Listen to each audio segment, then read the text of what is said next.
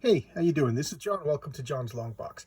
I'm reshooting this one because I bought a tripod on advice of people, and when I put the tripod on, I don't know what it was doing, but it was making my audio just terrible.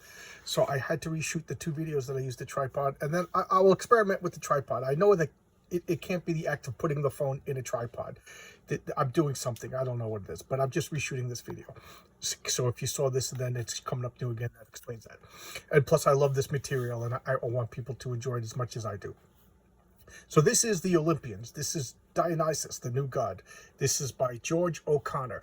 I don't know anything about George O'Connor. I bought this site unseen because I just love Greek mythology. If you've seen my videos before, you know how much I love Greek mythology. I talk about it all the time. And this is a 12-volume set, each one dedicated to one of the Olympian gods. And, you know, there should be 13 because Hestia got replaced by Dionysus, but they talk about both of them in here. So let's look at this. I love this. I bought them all in hardcover, and then I put them on my shelf, and then I have them in soft cover to read and to lend out to people. Okay, let's start here. So I'm crazy that way. Look at this first page. We got the Olympian family tree. You know, it starts with Gaia and Silence and Uranus. You know, sometimes called Uranus, and then we all giggle. Not Uranus, and then we have, you know, the splash page. This is my first, second books, and look at that. That's Hestia. I really like the way George envisions the Greek gods. You know, he doesn't just keep them in human. Like, that's Hestia, the goddess of the hearth and home. She's usually portrayed as like a thinner, you know, motherly looking woman. You know. And he has her like embodiment of flame. I just love that. Okay, so this book is told from her perspective. So she's the storyteller. And here we have, look at that. That's Gaia, the earth, and Uranus, the sky. And what do? They give birth to the Titans.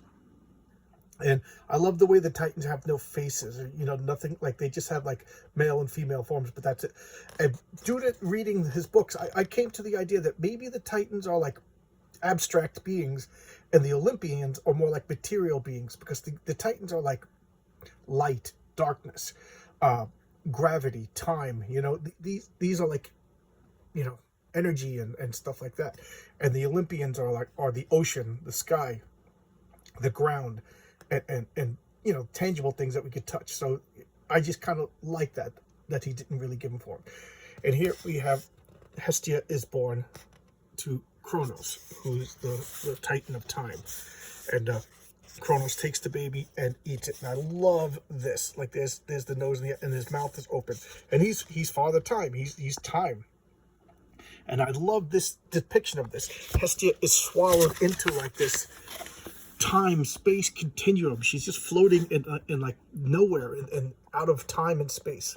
You know, and that's why she's allowed to grow up. And that's Hestia in her human form.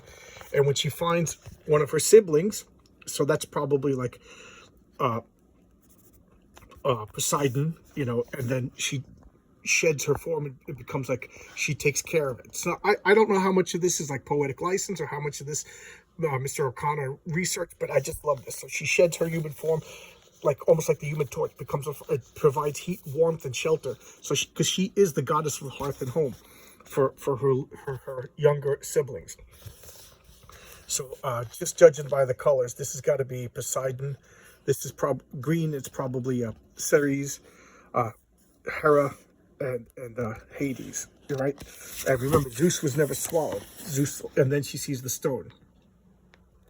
So here she is. She's just watching them grow. You know, they're all outside of time and space. As Poseidon sleeps, he turns into a horse. He's dreaming and blah, blah, blah, blah. And then she sees Zeus comes to rescue them. Remember, and then there's a war going on. They get regurgitated and they're thrown up from the mouth of Cronus. You know, Zeus cut off. Get a little gross from you, but Zeus took a sickle and cut off Kronos' penis and threw it down into his own stomach. That's Greek mythology for you. And then they all, you know, he gagged and threw up, and all of Zeus's siblings came out. And here she is, she's seeing the material world for the first time, you know. and Zeus is being all charming and everything like that. And here we have Zeus fighting the rest of the guys, the rest of the Titans, overthrowing them all and building Olympus. And here they live, and then humanity prospers under the Olympians. And here they all bickering and fighting and being licentious and troublesome. And Hestia's just sitting there, you know. There's really no stories about Hestia. There's only like her birth and then the other story that's covered at the end of this book. She just sits there and she's the home, the heart and soul of hearth and home. And she's just sitting there. She looks vaguely dissatisfied. And of course, all the gods were curious. They pursued her and she was having none of that. Watching all the gods build temples and stuff like that. And here we cut to Semele. This is Dionysus's mother, and her attendant is just like, "Hey, I come to comb your hair," and she's like, "Oh, who's coming?" She's like, "Oh, Zeus." He's like, "How do you know it's Zeus?" He's like, "Hey, I told you Zeus." He's like, "Hey, he showed up in this form." She goes, "Oh, so you don't know what he even looks like?" She's like, ask him to show you what he looks like. And Zeus had sworn the unbreakable oath on the river Styx to do whatever she wanted. And she's like, "I want you to show me what you look like. Your true form." He's like, "I can't do that. But you swore." So they're like, "Okay, you asked for it." And he reveals his true godly form, which is too much for a mortal to handle, and she's vaporized. And here she is in Styx, where she meets Hermes as the psychopomp. He's like the spirit. He's like the being that walks you to the afterlife. People kind of forget it, but that's one of Hermes' many jobs. And now he's back to Zeus, who's all upset because he did Zeus is kind of like in the moment. If he loves you totally. If he hates you totally. And he loves Semele for the brief time that they were together. So she's like, "Oh, she was pregnant." And he takes this soul and he hides it in his thigh. This always made me laugh. Dionysus is born from the thigh of Zeus later on. And that's actually an art reference. And then Hermes takes the little baby and he hides him. And he gives the baby to Semele's sister. And he's raised as a little girl. And look at his eyes. The future portents of madness. One's like grape colored, one's green. And, he's being teased because different eye color or whatever. And then Dionysus, I don't know if he made them mad or just being around Dionysus causes madness, but madness happens. They fight and the baby falls off the cliff while the stepmother is holding it. And Hermes comes and saves the baby, transforms it into a goat. And then hides the book now as a boy among the satyrs. And he lives a happy little good life with the satyrs, turning into animals, fighting animals. He has a little satyr boyfriend. And he's noticing the snakes are eating old grapes and then acting all crazy. And he's like, "Why do they keep coming back if they don't like it, if it's poisonous or whatever?" So he crushes grapes and drinks it. And they're like, "Wow, this is pretty good." So he just invents wine. So now they all like the wine. So what's going on? All the satyrs, of course, excess, they just drink too much wine and go crazy, and then they discover hangovers, and they're just like, "Wow, wine is pretty cool." And he's just like, "Yeah, but I'm vaguely dissatisfied." And he's like, "Of course you are. You were dropped off by Hermes. We knew you were going to leave and do greater things. So before you leave, I'm going to teach you all how to make wine." So he's teaching them all how to make wine. They're stomping on the grapes and blah, blah, blah. And his friend is up there getting the highest grapes, and he falls and dies. And Hermes comes and he's like, "Yep, this is death. This is what happens. Everybody dies. You're going to die. We all die sooner or later." And he's just like, "I'm going to defeat death." So dun, dun, dun. So here's Hera up here talking about Dionysus. And Zeus is like, being sneaky behind her back. And he's checking in on Dionysus. And here we have Dionysus. He goes off into the Libyan deserts, right? Syrian deserts. And he comes back. He's all pretty and handsome and everything like that. And he has like a caravan of people. And they all just party. And he meets other Greeks. He's giving them all wine. He's teaching them how to do things. And, okay, so now he's going into Greece proper. And here's one of the kings in Thrace. And he's just like, "No, we're not going to have any of these new Eastern ways." Now, this to me, like all the Greek mythology, is always like a metaphor for something. So this shows you that Dionysus really was like a religion that sprung up in the East and came to Greece. And whatever you say, people don't like to have their religions messed with, whatever your flavor of religion is. So here we have these Eastern religions being coming to Greece and meeting resistance, hence the story of his warriors keeping Dionysus out. And look at that. They're going to go to a war, and they start fighting.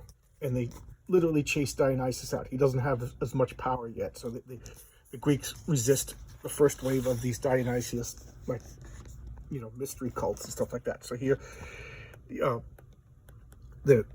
they find a satyr who's passed out, and the satyr is like, "Oh, I don't know why you're fighting with Dionysus. Look at this wine." And he teaches, and they all drinking wine, and they're liking it. And he meets Midas, and he gives Midas the golden touch. I remember some stories said it was Apollo. Some now they're saying it's Dionysus. I don't know. They didn't have Jim Shooter to keep the continuity correct. So here we have Pluto and Hades are talking. Wow, I thought there was going to be a great war and blah blah blah, you know. And then there's Hestia just in the middle. So here we have King Pentheus. King Pentheus was thrown out of his kingdom, and he hired people to like mercenaries to fight back. And he's telling the story of what happened. What happened? He's like, well, I was on a ship, and we found this beautiful boy, and we took him in, and I said, don't do anything. That's a god. And they're like, that's not a god. That's a prince. We're going to ransom him for money. And the battle is like, don't blaspheme against him. It's a god. And here's Dionysus just like laughing at the ball and being cocky. Look at his face. And what happens? All the oars turn into snakes. He turns into a leopard. And the mast of the ship turns into vines and grapes. And all the people, when they realize that they're facing a god's wrath, they jump overboard and turn into dolphins. Ta-da! That's how dolphins were created. And King Pentheus, he didn't know who he was. He just knew he was a god, and he's like, you know, you're going to be my herald and kind of be rewarded. And now they're going into Greece properly. And they're like, wow, look at this. Dionysus is really making, you know, they're starting to notice him before. They were bickering about him. Now they're starting to notice him. There's Hestia in the background, vaguely uncomfortable. And here's like the sequel to Theseus and the Minotaur. Theseus seduced Ariadne, and Ariadne gave him the roll of twine so that he could make his way through the labyrinth and kill the Minotaur and find his way out. And he promised he would take her and marry her and whatever. And he just left her. He was kind of a jerk. And here's Ariadne just heartbroken on the sea, waiting for Theseus to return, and he'll never return. And she turns around, and here comes Dionysus with all of his party followers, just bacchanalian orgy, you know. And that, you know, the Roman name for Dionysus is Bacchus, and bacchanalian is like, you know, a beer party or whatever. They make eye contact. He's in love with her, love at first sight, and you know, she's smiling for the first time since she got tricked by Theseus, and they end up getting married. And you know, so we have a happy ending for Ariadne. And here that, you know, they're making wine, wine at the wedding. And the gods now are growing concerned. Dionysus is amassing power. You know what happens if he comes to Olympus? You know, and here's more Greeks. We're not letting you in. You know, so I really do think there must have been like strong resistance to these new Eastern ideas of Dionysus and his mystery cult. So I'll talk more about that later. So he's like talking to him, and he's like, "You don't want to fight with me. You don't want to fight." And the satyrs start fighting. They turn into leopards. People yell, and look at, they're just going to tear him apart. And that's what they do. They just rip him apart. And that became like a thing that the Maenads, they would like take drugs and drink it and tear people apart. You know, ancient religions were pretty, and then the king ends up chopping his own legs off. And the Dionysus is like, "You guys want to challenge me? Look what happened." And they bypass it. Now here he is. Dionysus is in Greek proper. And now he's marching to this crater, which is an entrance to the underworld, and he's going to go and he's going to rescue his friend who died, the satyr from the beginning of the book. And he goes and he's all happy, and he's like, he sees all the people at the shores, and he meets Hades and Persephone, and they're like, "You can't go any further.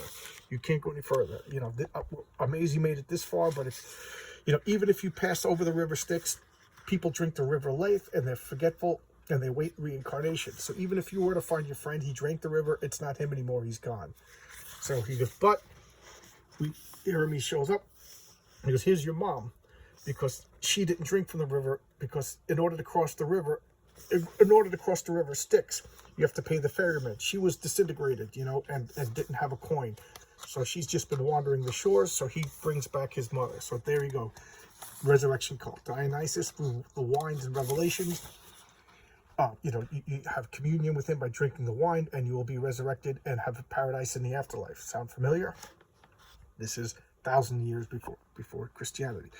And now he's making his way, first the Titans, then the Olympians, and she's thinking about all this, time for change, and look at this 2-page spread. This is just craziness going on. Just worshiping of Dionysus, just partying and reveling, and he makes it to Olympus. And his father's like, wow, you made it this far, look how powerful. And this is all symbolic, here he is, Dionysus, through his worship, he makes it to, the 12 pillars of Greek culture. And he asks for a seat, and Hera stands up. She goes, oh yeah, we'd love to give you a seat. We'd love to build you a throne, but 12 is a lovely number. There's 12 months, very symmetrical. 13 is, blah, blah, blah, blah, blah, blah. We'll give you a throne if anybody wants to give up your throne. And she's like, anybody want to give up your throne? And Hestia stands up. She gives up her throne. And they're like, no, you can't do this. You can't do this. And she's just like, nope, I was never happy on the throne. I'm happy in the home. So she makes like a little hearth in the middle and warms all the gods, gives up her throne. She doesn't want to be, high up. She'd rather be in the center of everything and providing warmth and comfort for everybody. And Dionysus is like, this is a nice throne. I could get used to this. Ta-da! And here they go. He gives them all wine. And the god's like, okay, maybe this isn't that bad after all. They're all drinking the wine. They're all giving him this, all right, there you go. There's wine. And he's accepted. And here we go. This is his article about this is his last book, so it's kind of bittersweet for me. I love this. And here we have like a write-up of him as if he was like a D&D character. And this, look at this. This is all references in the book, like footnotes, like as if it was a scholarly work. Well, it is scholarly work. I love this. He did a lot of research and inserted it into the book. And here we have Hestia, written up like a role-playing thing. And then here's discussions for like lesson plans for teachers if you want to use this as for reference for education. Bibliography also recommended, and then the indicia about the company itself. More things about George O'Connor. Excellent. And here's the other books. Zeus, Poseidon, Hermes. Look at all. I have all these. I love them. I love this. So we have a little book explaining the Greek mythology behind Dionysus, the god of wine, and a new type of religion was formed, like a kind of focused on Dionysus, mystery cults, initiations, and what they did was they partied, looked for revelations, and focused on the afterlife for a better world. Before that, it was just God's help me out in this world, and now Dionysus is like this world and the next. So it was a fundamental shift in religion, and I guess that's why the Greeks resisted it for so long, because let's face it, new ways of thinking don't just pop up and spread like wild. Well, sometimes they do. But you know what I'm saying. People are resistant to change, and that's what Dionysus was, like a fundamental shift in the way that the Greeks thought about religion and spirituality. All right, I love this series. I cannot speak. I could speak for hours and hours and hours, but I'll cut it short here. And thanks a lot. Again, I had to reshoot this video because there's something going on with my audio. I'll test this, and I hope it works out. See you tomorrow with a new video, everybody. Bye-bye.